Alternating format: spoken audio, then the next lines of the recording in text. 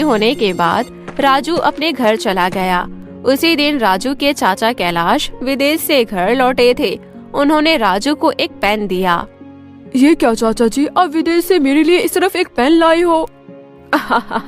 ये ऐसा वैसा पेन नहीं है बेटा, इसमें एक कैमरा है, लिखने के साथ साथ सब इसमें रिकॉर्ड भी होगा। ये सुनते ही राजू के दिमाग की घंटी बजने लगी। अगले दिन वो पेन लेकर स्कूल चला गया और अपनी शर्ट के जेब में पेन को रख दिया।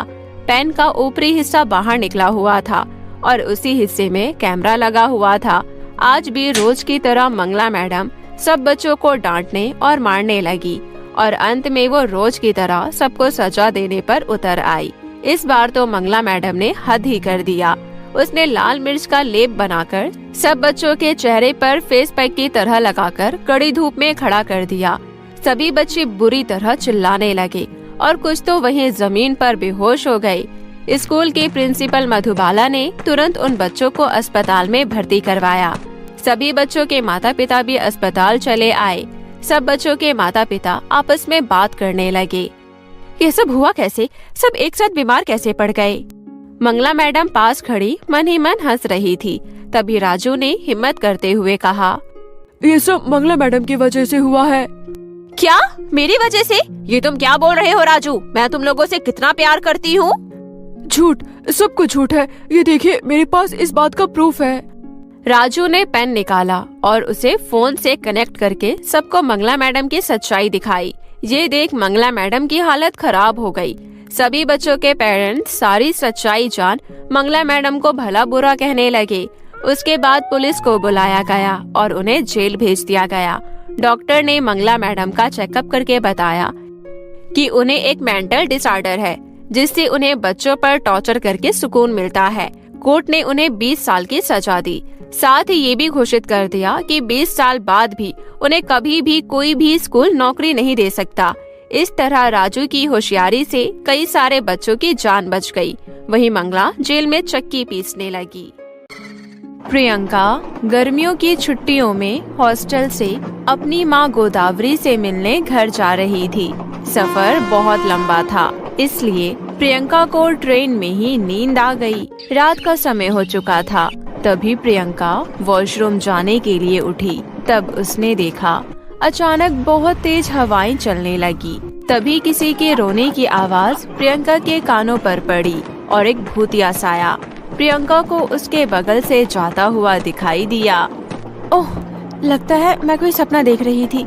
अभी तो रात के 2 ही बजे हैं। चलो वॉशरूम जाकर आती हूँ, फिर आकर सो जाऊंगी। ऐसा कहकर प्रियंका अपनी कंपार्टमेंट की सीट से उठकर थोड़ा आगे गई तो देखा कि अगली सीट पर 4 लड़कियां बैठकर कोई गेम खेल रही थी। तभी उनमें से एक लड़की, जिसका नाम मधु था, वो बोली, अरे यार, हम ये गेम तो खेल रही हैं, लेकिन एक बार अच्छे से सोच लो, कहीं ये खेल हम पर ही भारी ना पड़ जाए। मधु, तुम तो एक नंबर की डरपोक हो। चलो जल्दी से कैंडल जलाते हैं और इस पेपर के बीचों बीच एक गोल बनाकर उसके अंदर रख देते हैं। ये सुन प्रियंका से रहा नहीं गया और वो उनसे बोली, हेलो गर्ल्स, ये तुम क्या कर रही हो? कौन सा गेम है ये? मुझे भी बताओ, मुझे गेम खेलना बहुत अच्छा लगता है। अरे ये बहुत डरावना गेम है, इसमें जान का भी खतरा हो सकता है। इसका मतलब तुम कोई भूतिया खेल खेलने वाले हो। ऐसा कोई गेम नहीं होता, ये सब किस्से और कहानियों में होता है। सुहाना, मैं नहीं खेलूंगी, मुझे बहुत डर लग रहा है। मुझे इतनी जल्दी नहीं मरना, मुझे लाइफ में अभी बहुत कुछ करना है। अरे यार मधु, तुम नहीं खेलोगे फिर हम सिर्फ 3 लोग ही रह जाएंगे और ये गेम हम खेल नहीं पाएंगे, इसलिए तुझे खेलना ही पड़ेगा। ओह माय गॉड गर्ल्स, वैसे मुझे तुम्हारी बात सुनकर बहुत हंसी आ रही है, लेकिन अगर तुम्हें कोई प्रॉब्लम ना हो तो मैं तुम्हारे साथ ये खेल खेलने के लिए तैयार हूँ। टीना, सुहाना और मोना प्रियंका को अपने साथ भूतिया गेम खिलाने के लिए तैयार हो गए। मधु सीट से उठ गई और उसकी जगह प्रियंका बैठ गई। अब टीना, सुहाना, मोना और प्रियंका चारों मिलकर गेम खेलने के लिए बैठ गए। तभी सुहाना बोली, इस व्हाइट पेपर पर मैंने पेन से एक गोला बना दिया है। टीना, तुम इसके अंदर एक कैंडल जला कर रखो। लेकिन प्रियंका, जो कि गेम खेलने के लिए बहुत एक्साइटेड थी, वो बोली, ठीक है, मैं चला कर रख देती हूँ। अब सारे एक दूसरे का हाथ पकड़ो और जलती हुई कैंडल की तरफ देखते हुए बोलो, मैं तुम्हें महसूस कर रही हूँ, तुम यही हो और तुम हमें अपनी मौजूदगी का एहसास कराओ। सुहाना की बात सुन प्रियंका हंसते हुए बोली, ये क्या नॉनसेंस है, अपनी तरफ से कुछ भी। हंसो नहीं, जैसा मैंने बोला है वैसा करो, वो भी कंसंट्रेशन के साथ, तभी तुम यकीन करोगी। अच्छा ठीक है। उसके बाद चारों मिलकर वही लाइंस दोहराते हैं। कई बार दोहराने से अचानक उस गोले से काला धुआं सा ऊपर की तरफ निकलने लगा और साथ ही कैंडल की लौ का रंग भी बदलने लगा। तभी टीना बोली, देखो गर्ल्स, कैंडल की लौ का रंग बदल गया। टीना की बात सुन प्रियंका फिर से हंसते हुए बोली, भला कैंडल की लौ का रंग भी चेंज होता है? Are you mad? लगता है प्रियंका को ऐसे विश्वास नहीं होगा, कुछ और तरीका अपनाते हैं इस मैडम को विश्वास दिलाने के लिए। सुहाना इस बार बुझी हुई कैंडल गोले के अंदर रख देती है। उसके बाद सुहाना सबको एक दूसरे का हाथ पकड़कर आंखें बंद करने के लिए कहती है, चलो अब मेरे पीछे बोलो सारे, हमें पता है कि तुम यही हो, अपनी मौजूदगी का एहसास कराओ। कई बार ये लाइंस दोहराने पर अचानक कैंडल अपने आप जल गई। फिर उन्हें अचानक किसी के गुर्राने की आवाज सुनाई दी। कौन है यहाँ?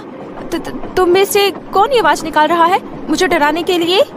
हम ये आवाज नहीं निकाल रहे थे, बल्कि ये आत्मा की आवाज है जिसे हम बुला रहे थे। प्रियंका मैडम, अब तुम्हें यकीन हुआ या अभी भी हमारा मजाक उड़ाओगे? मुझे पता है तुम तीनों में से किसी ने कैंडल जलाई है जब मेरी आंखें बंद थी, और ये जरूर मधु ने आवाज निकाली होगी मुझे डराने के लिए। ओ मैडम, हमें पता है तुम डर गई हो, पर मान नहीं रही हो। सुहाना, मोना और टीना सभी प्रियंका के ऊपर हंसने लगे।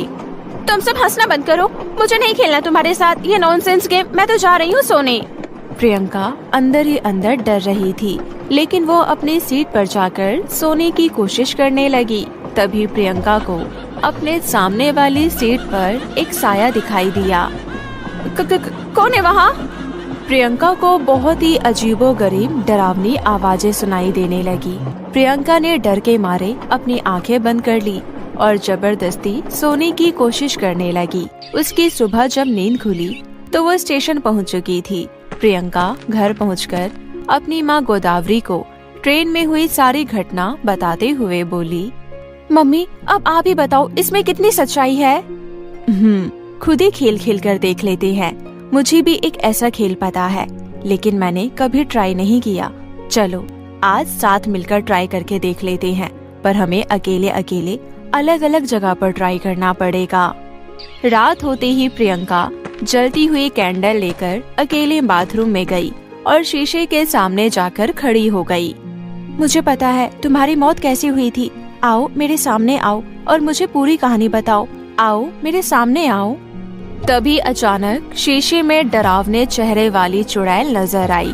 प्रियंका बेचारी डरावना चेहरा देखकर बुरी तरह डर गई, लेकिन प्रियंका हिम्मत बांधकर खेल को पूरा करने के लिए बोली, आओ मेरे सामने आओ और मुझे अपनी मौजूदगी का एहसास दिलाओ।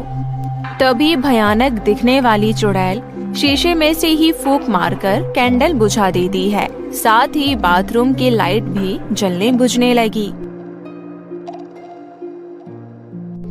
ये अचानक लाइट को क्या हो गया? ये सब तुम कर रही हो क्या? तभी चुड़ैल जोर जोर से हंसने लगी और बाथटब में पानी अपने आप भरने लगा। धीरे धीरे बाथटब में पानी ऊपर तक भर गया। तभी प्रियंका को महसूस हुआ बाथटब में कोई नहा रहा है। कौन है बाथटब में? तभी प्रियंका को पीछे से किसी ने धक्का दिया और सीधा बाथटब के अंदर जा गिरी। मुझे पता है ये सब तुम कर रही हो, तुम मुझसे बात करो, बताओ तुम्हारे साथ क्या हुआ था, तुम मरी कैसे, मुझे अपनी पूरी कहानी बताओ। इतने में बाहर से प्रियंका की मम्मी गोदावरी की आवाज आई। प्रियंका बेटी, क्या सब ठीक है अंदर? हाँ माँ।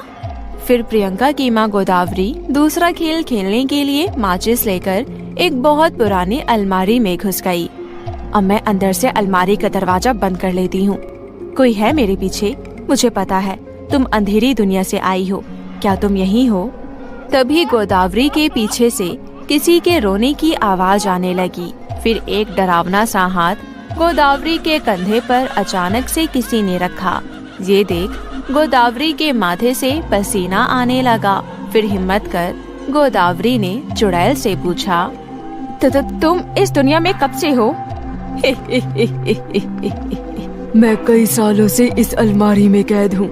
मैं अब इंसानों की दुनिया में आना चाहती हूँ। तुम मुझे अपने साथ इस अलमारी से बाहर ले चलो। वहीं दूसरी ओर बाथरूम में प्रियंका चुड़ैल से बात करने की कोशिश कर रही थी। क्या हुआ था तुम्हारे साथ? कैसे मौत हुई थी तुम्हारी? तभी आईने में मौजूद चुड़ैल बोली, मैं कई साल पहले बाथटब में नहाने आई थी। तभी मेरा पैर फिसल गया और बाथटब में सर लगने से मेरी मौत हो गई। फिर मेरी आत्मा इस शीशे में कैद हो गई। अब जब भी कोई कैंडल लेकर मुझे शीशे के सामने खड़े होकर पुकारता है तो मैं आ जाती हूँ। अच्छा, तो तुम अब क्या चाहती हो? अब मैं इंसानी दुनिया में रहना चाहती हूँ। पर कैसे? तुम तो एक आत्मा हो। तुम्हारे शरीर में प्रवेश करके आज तक जितने लोगों ने भी ये खेल खेला, उन सब ने बीच में ही खेल रोक दिया, पर तुमने इसे पूरा किया। इसलिए अब मैं तुम्हारी आत्मा इस शीशे में कैद करके तुम्हारे शरीर में घुसकर बाहर रहूंगी। ये सुनते ही प्रियंका की सिट्टी पिट्टी गुल हो गई। प्रियंका थर थर कांपने लगी और जोर जोर से अपनी माँ गोदावरी को बुलाने लगी। इधर गोदावरी अपने खेल को खत्म करने के बारे में सोच ही रही थी कि तभी प्रियंका की चिल्लाने की आवाज सुनकर गोदावरी ने तुरंत माचिस की तिल्ली जलाई और अपना भूतिया खेल खत्म करके दौड़ती हुई बाथरूम की तरफ गई। चुड़ैल शीशे से निकलकर प्रियंका को बाथटब में डुबो रही थी। बचाओ माँ, बचाओ मुझे। प्रियंका को सांस लेने में तकलीफ हो रही थी। वो बुरी तरह छटपटाने लगी और अपने आप को बचाने की कोशिश कर रही थी। छोड़ मुझे, कमबख्त चुड़ैल। इतने सालों बाद मुझे आजाद होने का मौका मिल रहा है, मैं तुझे कैसे छोड़ दूं? बचाओ मुझे माँ, मुझे भी खेल नहीं खेलना। प्रियंका की माँ गोदावरी बाहर से गेट खोलने की बहुत कोशिश करती है, लेकिन दरवाजा नहीं खुलता। प्रियंका बेटी, दरवाजा नहीं खुल रहा। मैं दरवाजा तोड़ने की कोशिश करती हूँ। तुम बस अपने आप को पानी से बचा कर रखना। पानी के अंदर अपना सिर मत जाने देना। तभी चुड़ैल ने अपनी शक्ति से बाथरूम के सारे नल चालू कर दिए और पानी निकलने के सारे रास्ते बंद कर दिया। पानी बाथरूम के अंदर भरता ही चला गया। ये देख प्रियंका डरते हुए बोली, हे भगवान, ये मुझसे बहुत बड़ी गलती हो गई। भगवान मुझे बचा लो। आज के बाद मैं कभी कोई भी गेम नहीं खेलूंगी। पानी तो बढ़ता ही जा रहा है। ऐसे तो इस चुड़ैल की शक्ति भी दुगनी हो जाएगी। तभी गोदावरी बाथरूम के बाहर से चिल्लाते हुए बोली, प्रियंका बेटी, तुम बाथटब से बाहर निकलने की कोशिश करो और चुड़ैल की शक्ति सिर्फ बाथटब में दुगनी हो सकती है। तब तक मैं दरवाजा तोड़ रही हूँ। अच्छा, तो तुम दोनों मिलकर मेरे खिलाफ चाल चलोगे। अच्छा, अभी बताती हूँ तुम्हें। ऐसा कहकर चुड़ैल अपनी शक्ति से अपना लंबा हाथ कर बाथरूम से बाहर खड़ी गोदावरी को दूर फेंक देती है। गोदावरी का सिर दीवार पर जा लगा, जिससे उसके सिर से खून आने लगा। अब मुझे आजाद होने से कोई नहीं रोक सकता। अब मैं क्या करूं? कैसे ये खेल रोकूं? बाथरूम पूरा पानी से भर चुका है। अब मैं ज्यादा देर जिंदा नहीं रह पाऊंगी। मुझे कैसे भी करके इसे दोबारा शीशे में कैद करना होगा। इसकी ताकत इसी बाथरूम के अंदर ही सीमित है। मुझे जल्दी कुछ करना होगा। उधर गोदावरी ने भी हिम्मत करके हथौड़े से बाथरूम का दरवाजा तोड़ दिया, जिससे बाथरूम का सारा पानी बाहर आ गया। उसके बाद प्रियंका दोबारा से कैंडल जलाकर शीशे के सामने खड़ी होकर बोली, तुम अब शीशे में वापस जाने वाली हो। मुझे पता है तुम वापस अब शीशे में कैद होने वाली हो। नहीं, मुझे वापस शीशे में कैद नहीं होना। मुझे कमांड नहीं दो वापस जाने का।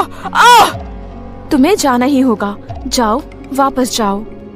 और फिर शीशे ने अपने आप ही चुड़ैल की आत्मा को अपने अंदर खींच लिया और चुड़ैल चिल्लाती हुई शीशे के अंदर कैद हो गई। प्रियंका ने तुरंत ही कैंडल को बुझा दिया और इस तरह भूतिया खेल का द एंड हुआ।